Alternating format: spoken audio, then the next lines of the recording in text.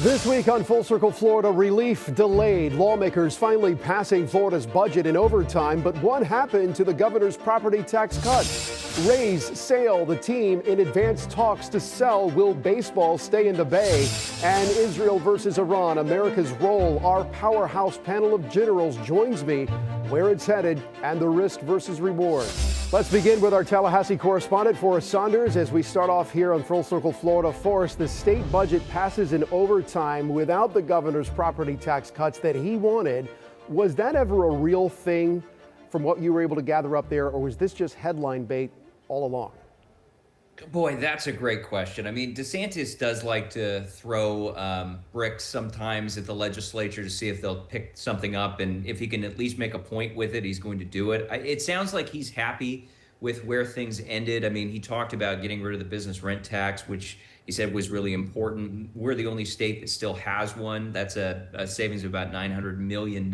So I think that they've agreed that they can basically push this thing forward without property tax rebates, at least this session. But maybe next year we might see something like that. Remember, if they do anything nuanced with property taxes, any kind of actual repeal, they're going to need to go onto the ballot in 2026. And so right now they're going to spend the summer investigating what that might look like. They don't want to, of course, put too much burden on local governments, which really rely on those dollars.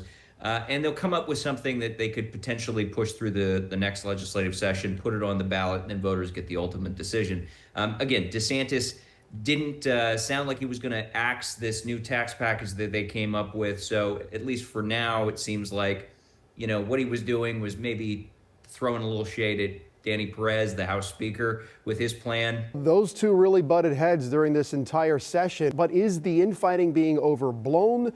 Are there questions about who's really in charge in Tallahassee? Is it still Governor DeSantis going into his final year? I mean, he still has the veto pen. Or is House Speaker Danny Perez thinking that he's increasing his influence and has some control? Just because you didn't get as many of these big gubernatorial priorities done, I think you can safely say DeSantis' power has waned a bit, right? Because he's not getting everything that he wants. He never got everything, but he got most of what he wanted, at least in that run up to the 2024 presidential election. So he's not getting that anymore. You've seen a lot of defections. The House was happy to override his vetoes from the current fiscal year. So, I mean, definitely he doesn't have the political clout and capital that he used to. The question is, how much more might that wane as we get closer and closer to 26? I don't know, but I can tell you it's just not as powerful as it once was. Well, we may see a different approach come 2026. Forrest Saunders, as always, appreciate your insight. We move next to a deeper analysis on the political fallout of the state budget and how it could end up shaping the governor's race next year. Here's my conversation with Janelle Irwin-Taylor from Florida Politics. How do you think voters are going to react to something that was sort of dangled in front of them like a piece of candy, the idea of no property taxes at a time when people are really hurting because of rising insurance and the threat of hurricanes? Could that hurt the reputation of the Republican Party? You've got David Jolly running as a Democrat now, and he is preaching the gospel of affordability, affordability, affordability, and extracting the politics out of it. Could this end up backfiring on the Republicans in the sense that, hey, it's a what have you done for me lately kind of business politics, and, what have you done for me lately? I think it goes without saying that no homeowner is going to say no to a reduction in their property taxes if it is offered to them. That is the savings that a lot of Floridians need right now, for sure. But I think a lot of people also recognize, maybe not everybody, but a lot of people recognize that our affordability crisis isn't just about property taxes. Our affordability crisis is about supply and demand. It's about our skyrocketing cost of insurance. And the property tax thing, you could make the argument that that might trickle down to renters because landlords won't have to charge as much to cover their bills. But are they really going to do that if the market demand still puts it at a certain price point?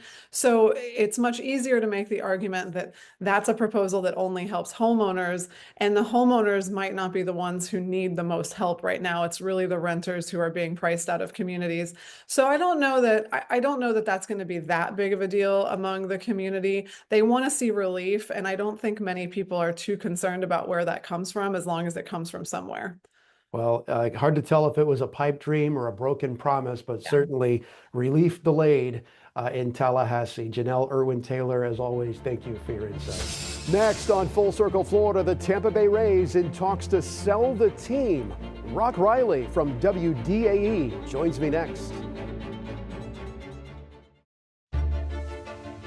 Welcome back to Full Circle Florida. When the news broke this week that a Jacksonville-based developer was in talks to buy the Tampa Bay Rays, I'll admit I got a little nervous. And then I spoke with sports radio host Rock Riley from WDAE.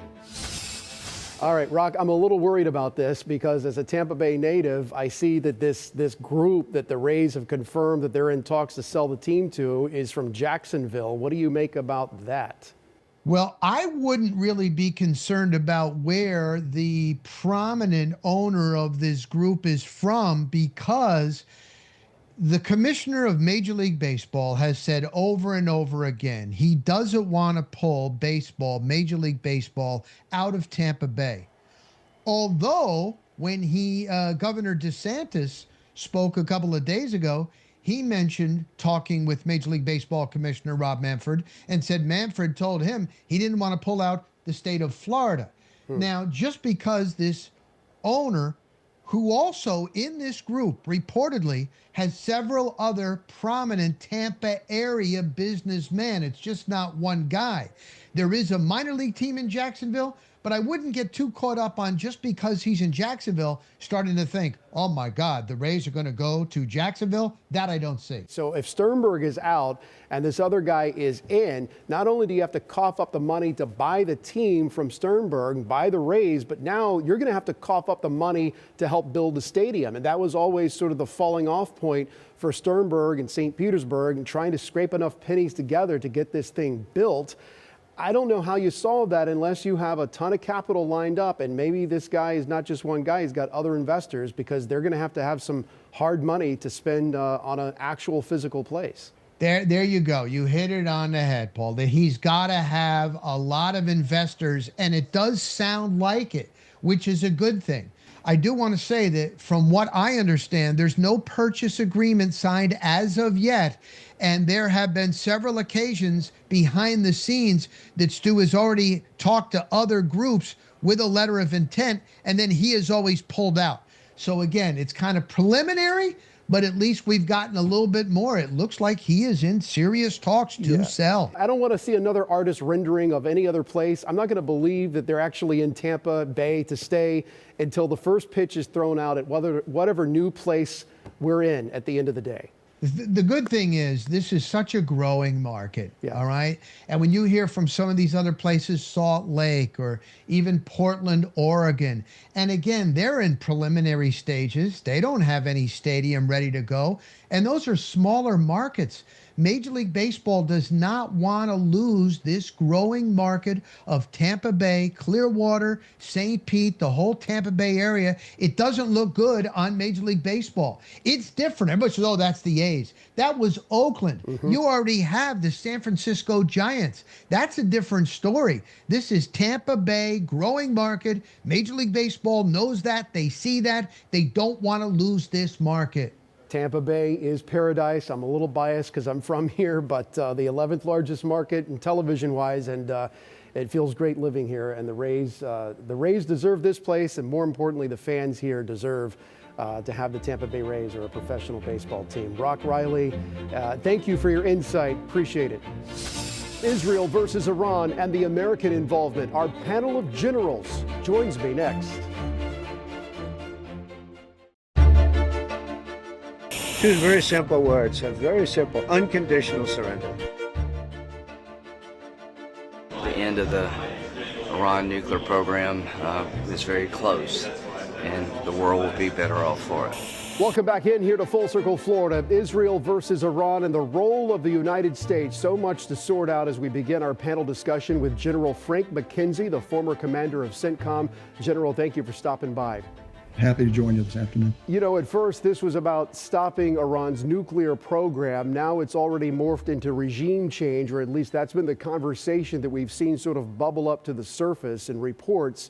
I'm curious, how realistic do you think that goal is? Well, a year ago, I would have thought it was completely unrealistic. That was before the dramatic collapse of Syria.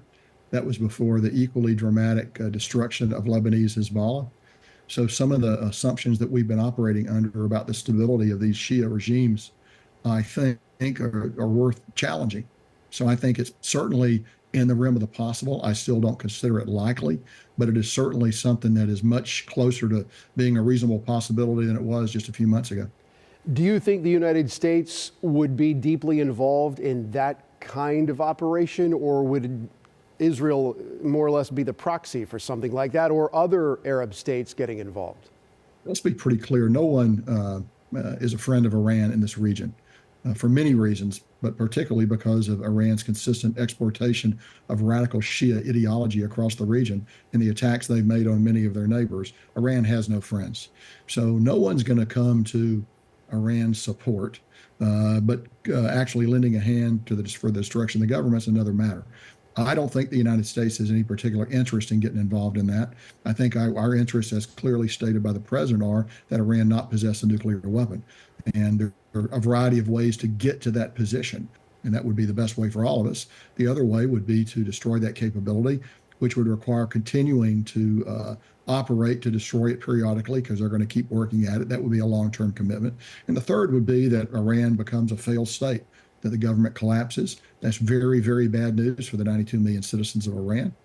But it's not necessarily a bad thing for the neighbors of Iran, because what we'd see would be the loss of centralized planning that Iran brought to the fight. Do you think that the people of Iran want change? Because that's something we saw in Iraq, or at least that was the sort of presumption that the people there wanted Saddam Hussein out, and clearly they did. But then, we decommissioned the Iraqi army, and those folks more or less turned into, if not terrorists, enemy combatants at one point. Do you think that there's enough appetite in Iran to get out from under the theocracy? I think there's appetite in Iran for that outcome. I think that the levers of repression are very closely and heavily controlled by the regime, and it would be an uphill struggle for them. Again, that could all change pretty dramatically.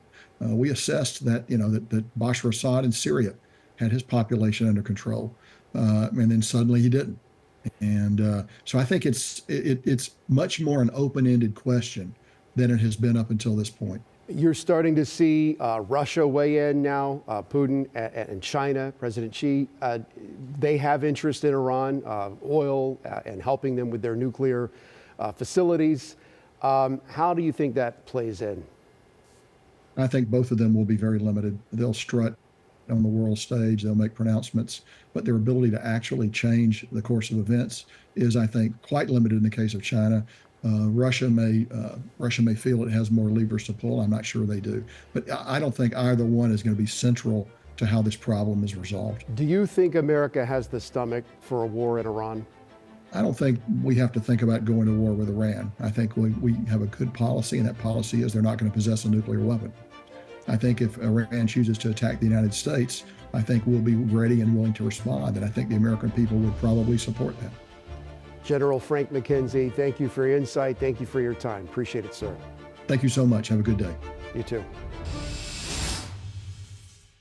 All right, we're joined next here by retired Major General Bob Dees, a returning guest on our show. General Dees, thank you for stopping by. How does President Trump balance backing Israel while avoiding a direct military action?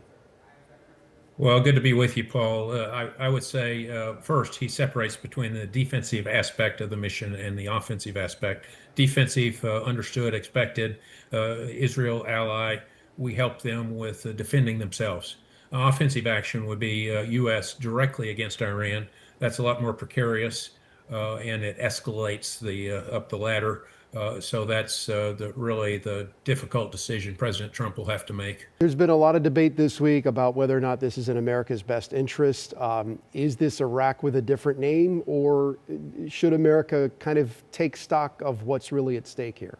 I don't think it's Iraq with a different name, a totally different context in terms of threat, in terms of, we assess people by intent and by capability.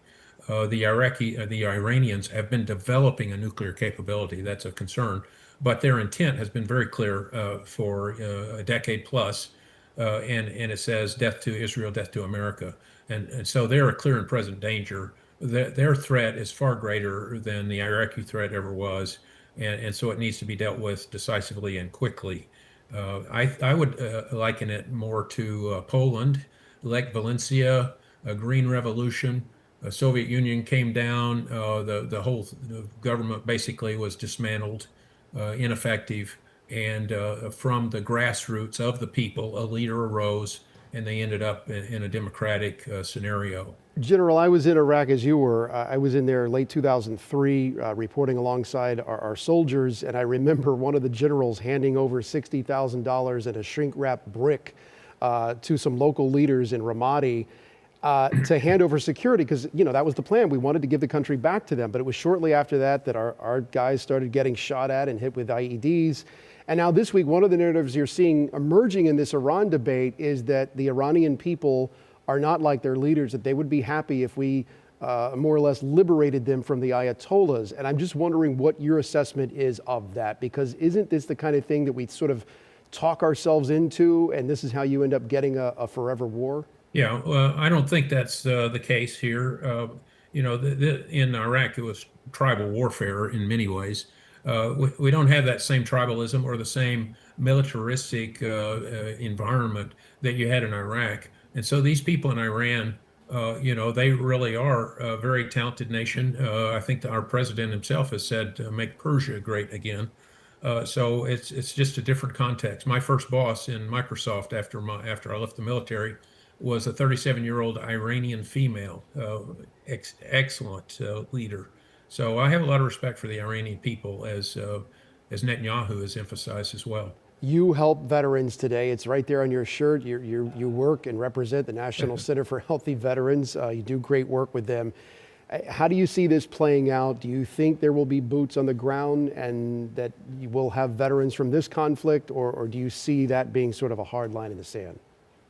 Yeah, I don't think we'll have boots on the ground. It's just a totally different theater, totally different war.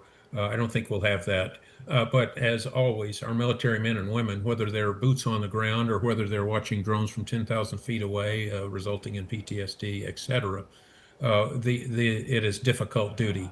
And I walked the Vietnam Wall recently, Paul, with a Vietnam widow, is how she referred to herself. She went down, and then we got to the T. She said, John Thompson, where is he? And I looked at her, and she said, well, John Thompson didn't die in Vietnam, but he came home with an expiration date. And this is true of every conflict. So whether it's Iraq, Afghanistan, Korean War, et cetera, there is an above the waterline, that Vietnam Wall, for instance, is a tip of the iceberg. But below the waterline, you've got people that are frozen in trauma, in despair, in fractured families that exist not just for days, weeks, months, but for decades as a result of the conflicts that we put our sons and daughters into. So yes, we always want to peace through strength. We don't want to go to war. When we do, we've got to recognize that there are injuries and we help them. That's what we do at the National Center for Healthy Veterans. Our bumper sticker is Return Healthy Veterans to America.